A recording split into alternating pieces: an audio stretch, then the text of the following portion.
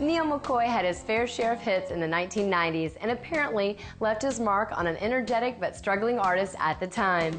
The two became good friends, and now he and Blake Shelton have teamed up to produce Neal's latest album. Kelly Lynn caught up with Neal to hear some special stories about Blake and Miranda from their time in the studio. In the studio with Blake and Miranda, what's that like? Because I know you and Blake probably go way back, don't you? Like sort of made music together and...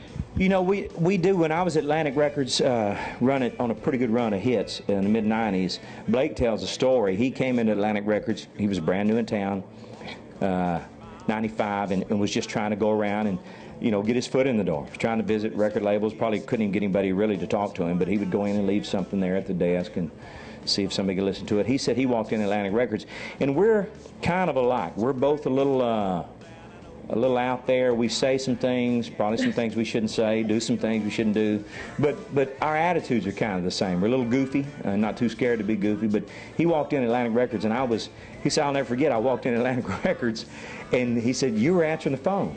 He said, I thought it was the greatest thing because I had probably kicked the secretary out. I used to do mess like that all the time, and I was just answering Atlantic Records, you know, and they'd say, you know, can I speak to so-and-so? And I said, yeah, hang on. And then I just put him on hold and never come back to him. And he just loved that because he was just trying to submit his material to be heard. And he said, I walked in and there you were. Neal McCoy was answering the phone. And he said, so I liked you from then because he was probably thinking, that's something that I do. Yeah. And so we kind of hit it off. And then he just became a fan of our music and was a fan. Same thing with Miranda. They were both fans of ours when we were doing pretty well on the radio. And so when kind of came around that we've all got back together and did the wedding stuff and all that, I think they just thought, you know, it'd be nice to maybe hear Neal on the radio again, and we're both doing well, why don't we see if we can lend our name and our ability to his project and see if we can help him kind of kick this thing back off again. And I think it's really sweet of them. What a good friend. That's really cool. I love those stories. I love it when people go way back together and don't forget it when they get real busy, because Blake is really busy right now. I mean, he's huge. We can't get an interview with him anymore. No, who can? He wouldn't even return my text anymore. Blake, if you keep on, I'm going to give your phone number out.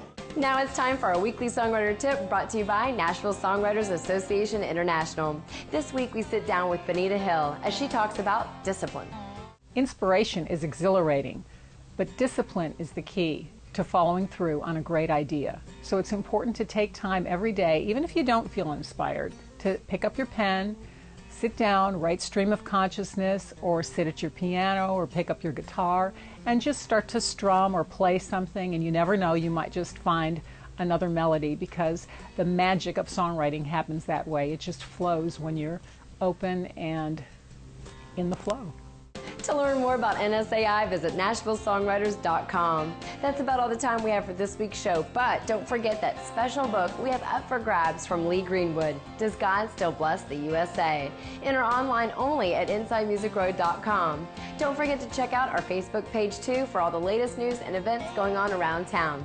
We're going to leave you today with our video from Inside the Song. Here is David Nail with Let It Rain. Until next time, I'm Bailey for Inside Music Row, and I'll see you again real soon.